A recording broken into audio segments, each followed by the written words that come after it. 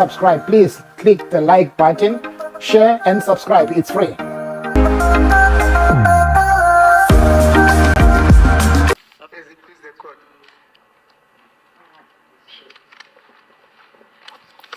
Louis.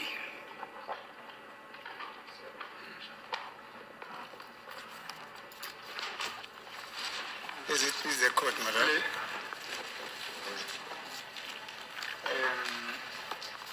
Firstly, my lord, thank you for the indulgence. Okay. Remember the court initially verified with me, actually wanted to find out from me whether am I opposing the application or not. Then I said no. I need to go first read what is contained in this application by the state. Then I'll come so that I can formulate. And this is my formulation. Okay. I do oppose the application. Yeah. Thank you, my lord. Now, before I get to the reason why I am opposing the application, my lord, let me just clear certain issues that the court raised with the state when the state was addressing the court in this application. Now the court says what I put to Mrs. Vittelingham seems to be bothering around the question of reputational damage. And the state says yes, actually it does, to such an extent that it involves all the segments that is involving the state, being the investigating team, the prosecution, and everybody else. And according to what the court has in mind, that bothers around reputational damage. But that suggestion, my lord, and I'm saying this with due respect, seems not to take into account or lose sight of the fact that what I put to Mrs. Vittelingham was not something that I thumped. It was materially based on what the state presented as documents and on the analysis of the documents that were presented by the state. And a person with a background of a criminal justice system who with that information would have done a disservice to the criminal justice system as well, not to have hinted that what was reflected in those papers actually does constitute fraud. Fraud being a misrepresentation of fact. After those facts were misrepresented, they were uttered, it means they were presented. It does not end up there, my lord. Yeah, thanks, I'm with you. So, but the fraud then, is it uttered by Stein or is it by Ms. Vallingham? We are not yet at that stage, my lord. We are not yet at that stage. It is not for this court to determine who made that uttering. No, I was in this court. Ms. Vallingham was reading, or he was being cross-examined on the affidavit of Stein. Yes. All I want to know was the alleged fraud directed at Stein's affidavit or Ms. Vallingham's interpretation being cross-examined on Stein's affidavit, or is it her own personal view and evidence under oath? I think I made myself very clear, man. Okay, fine. That in an event that there are complaints that are going to be late, and we're still contemplating that. Yeah, fine. That those complaints will be made by the compiler of that statement, which would have been Exhibit 01 in the circumstances. And who's the compiler? The document speaks for itself, my lord. I need not speak on behalf of the document. No, I'm saying the document speaks for itself. Yeah, but I want to know, who compiled the document? The document, my lord, has been handed in as Exhibit O as an affidavit. Okay, so at the inception, at the very first paragraph of that document, it indicates who the compiler of that affidavit is. Who is that? The document, as I say, no, Mr. MNISI, you're an officer of this court. When the court asks you a pertinent question, you've got to respond to it. Who is the compiler? That's all I want to know. The document, according to this document, And that is not me saying that. According to this document, the affidavit was penned by Mr. Stein. Penal Stein, fine. Yes. Us on their good reputation. But this is not the case in this case. This is what the state produced. And this document has not been produced either by the defense, it comes from the state.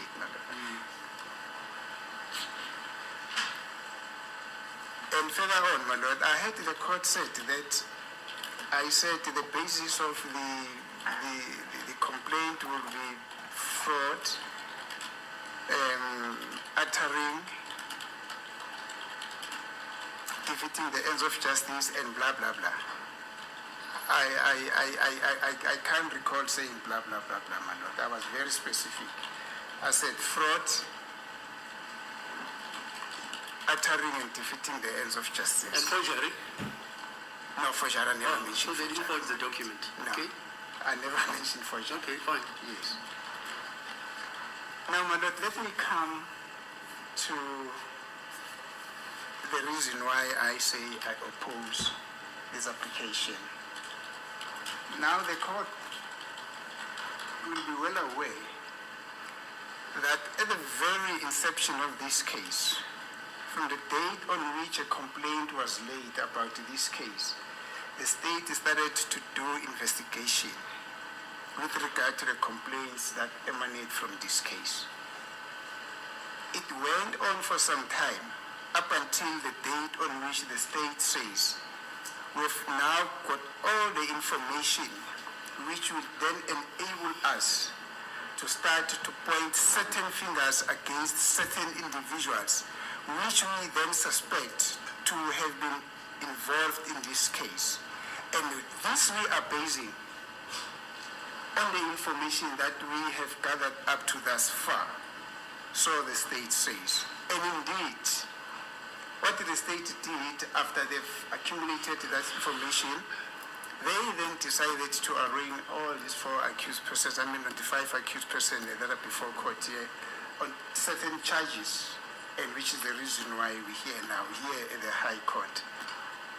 Now, in the process of analyzing the evidence that the state has against those that it intended to indict before this court, the state must have come across this information, and that is not a reputational damage.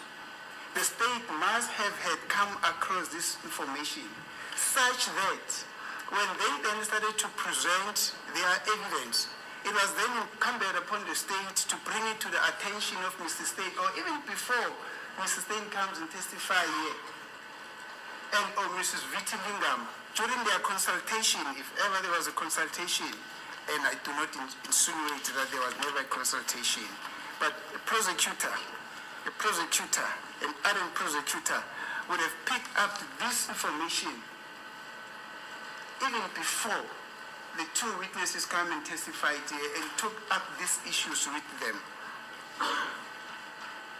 And when they came to testify here, Mr. Stein would then have been referred to this information and said, but Mr. Stein, look, this is what Mrs. Vitti-Lingam says.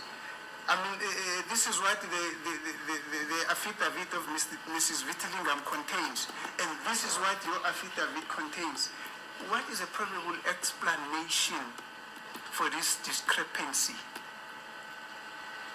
Had the state done that, would not have embarked on this exercise, my lord. Against the deadline No, of but I'm still cross-examination. addressing the court, my lord. Even Sewaloyi had addressed them. He would have an opportunity to respond. He would have an opportunity to respond.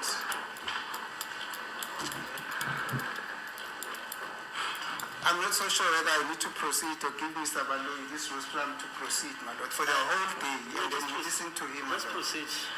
He will Excuse me, respond my if he lord. wants to. You can make a note of that, they say. Excuse me, my lord. I say you say he'll respond if he wants to. As it please the court.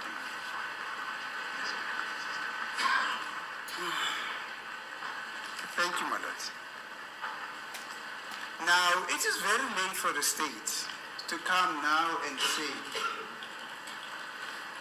no, we want to recall Mr. Stein to come and address certain issues which came out when Mrs. Vittilinga was cross-examined. Now, basically all that the state is doing now is to do damage control, which is not a legal requirement for a recalling of a witness, my lord. The state did have an opportunity on the basis of what I've just submitted to take this aspect up with Mr. Stein when he preferred his testimony there. For what reason why they did not do that, I don't know. Probably the state would come and explain that when he responds. And I can only hope, and sincerely so, my lord, that the state does not come up and say that is yet another reputational damage. My lord, it is a procedure unheard of. It is a procedure which turns our criminal justice system into a hollow of mockery. What the state is doing now is requesting this court to justify or to grant an application in its favor, an application that will turn this procedure, which has been so painstakingly laid in terms of more than 300 sections in terms of the Criminal Procedure Act, where the legislature sat it down and said, this is how we're going to regulate our criminal justice system. Now the state is requesting this court to simply overlook that in the interest of administration of justice. Administration of justice, my lord, does not mean that the standing rules of procedure and protocols and conventions which have been applicable for so many years should simply be overlooked in the name of administration of justice. So that phrase, administration of justice, encompasses or includes in its broader understanding and perspective in respect of the procedure that has been there for a very long time. As I'm saying, my lord, all that the state wants to do here, because of the embarrassment that is been abused in cross-examination of Mrs. Vittilinga of what the state's case is all about, they're just simply in a process to do damage control. Now, as I'm saying, it is unheard of, my lord, to try and come and do damage control on an aspect of an evidence that came up when a particular witness was being cross-examined. That is best left for argument, because it is these courts and this court alone, as a listener to the facts and the metric of the case, that is obligated to make a credibility finding. And more so, my lord, let me just sound a word of warning to the state that the very same process that the state is now embarking upon might come and haunt them very terribly. They are in a grave now, which is 6 feet down. They are busy digging a grave that is going to take them 24 feet down. Because the reason why I'm saying this, my lord, is because ultimately the court will be called upon to make a credibility finding. Mr. Stein would come and give a version that is different from the version that he gave initially. And I can tell you, my lord, that the state is going to find it very difficult, because we're going to have an opportunity to cross-examine him. The state is going to have a very difficulty in trying to reverse all the little gains that the state has made thus far, my lord. I am saying, my lord, administration of justice does not permit a recalling of a witness to come and correct issues of contradiction that came out when a particular witness was cross-examined. I thought Mr. Baloi said to come and clarify. Maybe I'm wrong, but as I'm sitting here listening, I thought the application is about the clarification, not the correction. That's just a Okay, I'm just saying it. You can argue it further. That has also never happened, my lord. Whether it's clarification, Okay, fine. whether it's clarification, whether it's correction, whether it's not in our law. It's an elongation. I've never said it's not in our law, madam. It has never happened. It has never been heard of. That's it. It means it has For never a happened. party to recall a witness who he has an opportunity to lead in evidence in chief, Okay. who also had an opportunity to re-examine that witness after that witness was cross-examined, to have a third bite on the cherry. Okay. Fine. It's a very strange process indeed, my lord.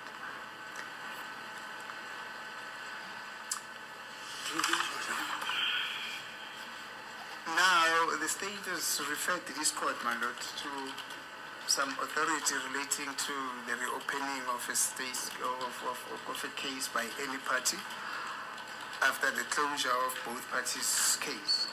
Now, the state wants this court to believe that the principle is applicable. No, the principle is not applicable, my lord. The cases that the state referred to this court, in fact, the cases that the state referred to this court to are utterly distinguishable from what is happening in here. Nobody has actually closed their case here. If the state actually wants to recall Mr. Steyn, it can only recall him for purposes of new evidence.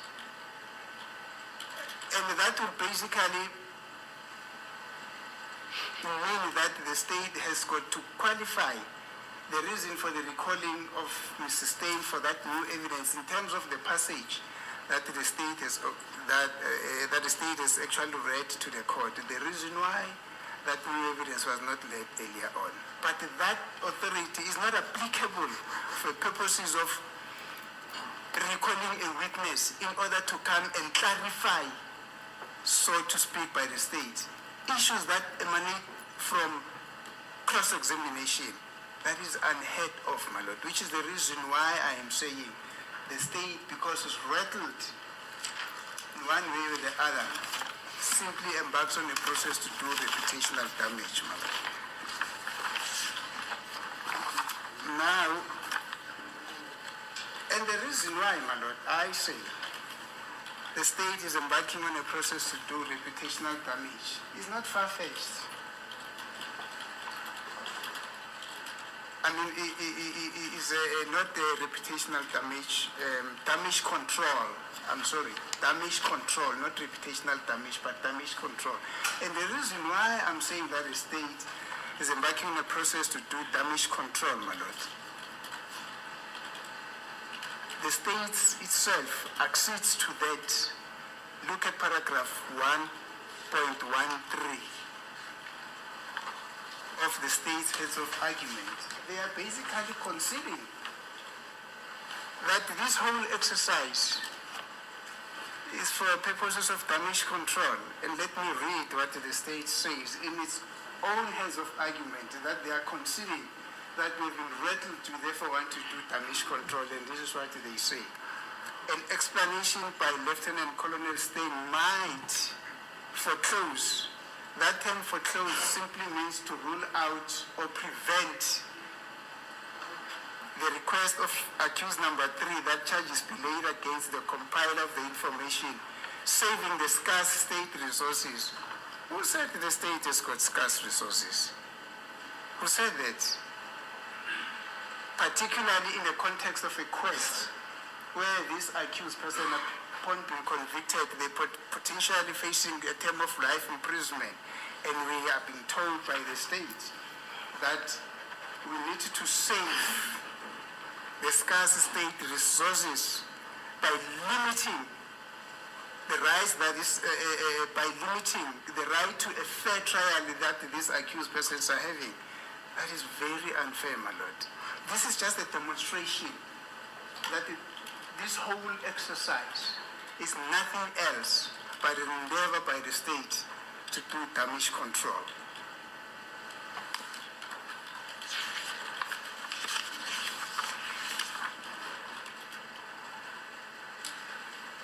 Now, on paragraph 1.4 of the state's heads of argument, this is what the state says from line number 5. Thereafter, it was put to her, that is now, I think, Mrs. Vittilingam, that accused number 3 has given instructions for criminal charges or complaint to be laid against the compiler of the affidavit. This is a very serious allegation that must be investigated. The allegation ought to be put to Lieutenant Colonel Stein and be given the opportunity to comment. What procedure really underpins that, Madam? Because this information emanated from cross-examination. And I've already said that this should have been picked up by the state during the preparation of this case, that there is this discrepancy here, so that Mr. Stein, when he came here and testify, he should also allude to this. But nonetheless, my lord, I haven't heard of any suggestion such as this one, that when a person who wants, or when a person wants to go and lay charges against a particular person, then they need to go to him first and say, this is what we're going to do. So you therefore need to,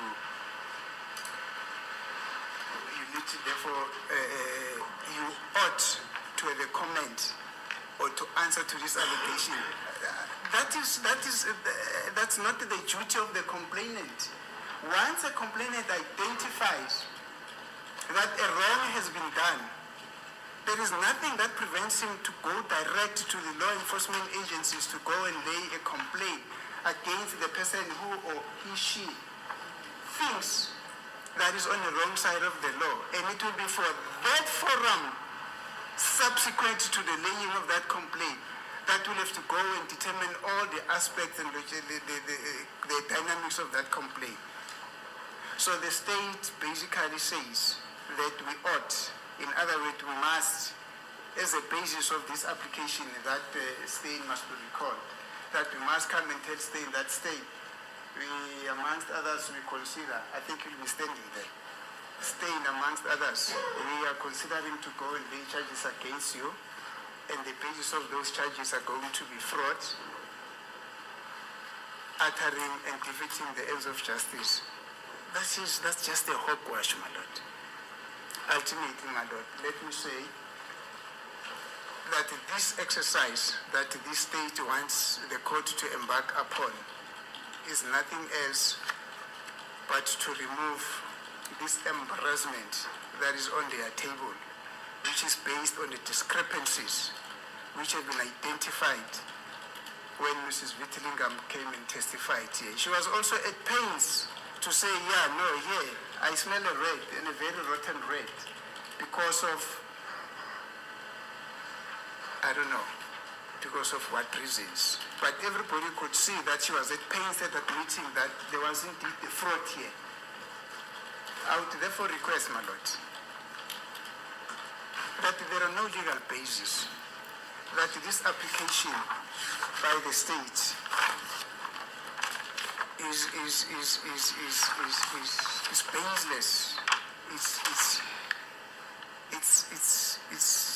It's flimsy. It has got no legal basis. It will be procedurally incorrect. It will be unlawful. It will be unreasonable. It will be unjustifiable, no matter how much amount of reasoning there might be for it that this application should be granted. There are no basis. I therefore request, my lord, despite the fact that the court has indicated more than once that it is averse in granting this application, but nonetheless, I still submit that it should not be granted. Thank you, my lord. Thank you. Yes, Mr. Numalo. Noma izindlu zodaka kusekhaya la noma izindlu zodaka kusekhaya la. Bravo MNISI, bravo. Family, oh, what an exciting court today, whereby MNISI came blazing.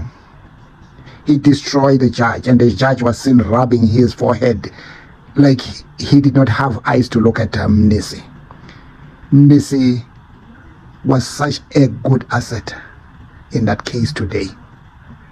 He did what lawyers do when they destroy people who cook evidence. He means no words. He sent Rata, the judge, and rubbing his forehead, not having eyes to look at MNISI when he was blazing the state for cooking evidence. He means no words. That was MNISI. He did a wonderful job.